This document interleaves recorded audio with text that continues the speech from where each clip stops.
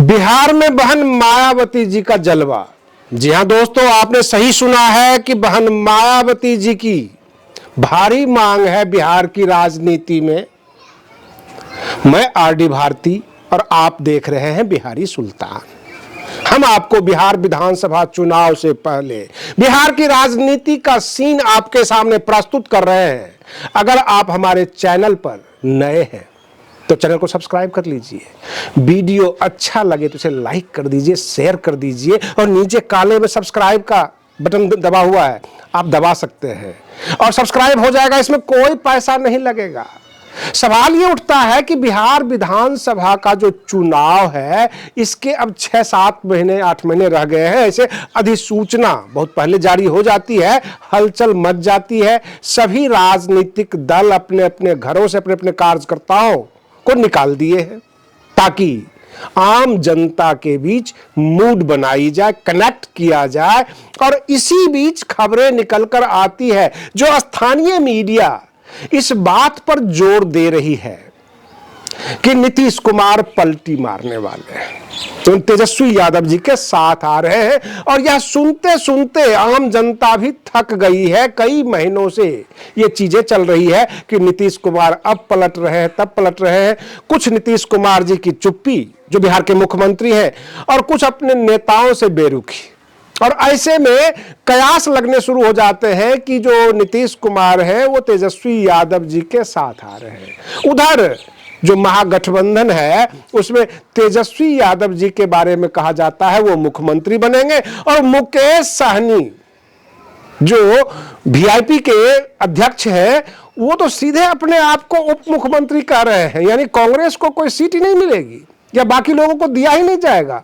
तो तरह तरह की खबरें निकल कर आ रही है। लेकिन इसी बीच जब तेजस्वी यादव और राहुल गांधी जी का चर्चा होता है आगामी तैयारी के लिए, और जब नाम लिया जाता है नीतीश कुमार का, तो राहुल गांधी जी कहते हैं नीतीश कुमार की नो एंट्री। उसके कई कारण हैं। एक तो काफी सारा एंटी इनकम्बेंसी है नीतीश कुमार जी के साथ, और दूसरी बात राहुल गांधी जी का कहना है इनको सत्ता से बाहर करना है। ये बार बार अलट पलट करके जो है सत्ता में बने रहे हैं, इनको सत्ता से बाहर करना है। इसलिए नीतीश कुमार की महागठबंधन में नो एंट्री। मैं अपने दर्शकों को यह कह देना चाहता हूं कि बिहार में इंडिया अलायंस नहीं है। इंडिया अलायंस का मतलब अखिलेश यादव जी को भी इकट्ठा कर लो, ममता दीदी को भी इकट्ठा कर लो, तो ऐसा बिहार में नहीं है। बिहार में केवल महागठबंधन है जिसमें आरजेडी, कांग्रेस, सीपीआई।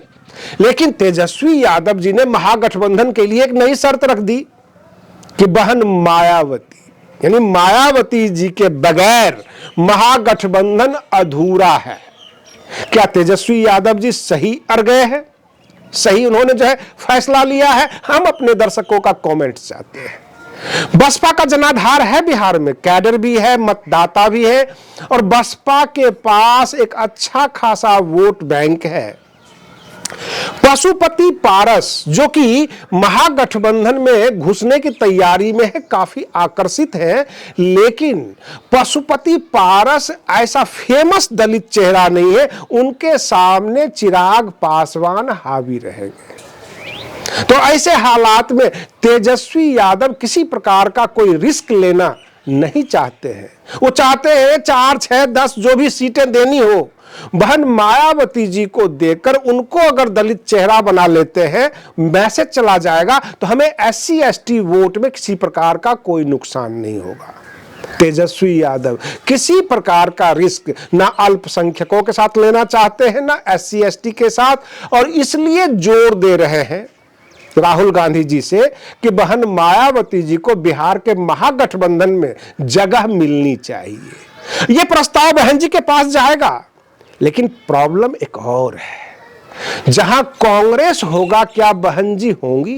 क्योंकि बिहार के महागठबंधन में कांग्रेस एक अच्छे खासे सीट को लेकर रहेगी, और बहुजन समाज पार्टी को जो है सबसे बड़ी बात यह है, कुछ कैंडिडेट चाहिए वोट प्रतिशत बढ़ाना है। अगर 8-10 विधायक बिहार से निकल जाते हैं तो बसपा में एक नई जान आ जाएगी। पर ऐसे ही बसपा 2027 की तैयारी में लगी हुई है, तो बिहार जीतना ज्यादा जरूरी है। बिहार एवं उत्तर प्रदेश के जो राजनीतिक विश्लेषक हैं, जो राजनीति को समझते हैं, उनका मानना यह है कि अगर बहन मायावती जी को 2027 में उत्तर प्रदेश की सत्ता चाहिए अथवा सत्ता में भागीदारी चाहिए, तो बिहार जीतना बहन मायावती जी को ज्यादा जरूरी है। और तेजस्वी यादव अगर ये ऑफर लेकर जाते हैं तो बसपा को मान लेना चाहिए, क्योंकि बसपा कांग्रेस से गठबंधन नहीं कर रही है, बल्कि महागठबंधन का एक हिस्सा बन रही है। कांग्रेस से कोई लेना देना नहीं। कांग्रेस तो अपना शर्त रखेगी राजद के सामने कि हमें 100 सीटें चाहिए, 70 सीटें चाहिए, जितना भी है। अब राजद कहां कहां से निकालकर बहन मायावती जी को सीट पूरा करके देता है, ये बहन जी को समझना होगा। क्योंकि पश्चिम बंगाल में राहुल गांधी जी को जो है ममता दीदी भी नहीं सुनेंगे, और बहन मायावती जी को ममता दीदी से नहीं पटेगी, तो पश्चिम बंगाल के लिए सोचना बेकार सी बातें होगी। लेकिन बिहार में अगर 8-10 विधायक बसपा जीत लेती है गठबंधन करके, तो 2027 में अखिलेश यादव, बहन मायावती जी, चंद्रशेखर आजाद और जितने भी छोटे दल हैं SC ST OBC माइनॉरिटीज के, सब एक जगह आएंगे तो योगी आदित्यनाथ जी को शिकस्त दिया जा सकता है, सत्ता से बाहर किया जा सकता है।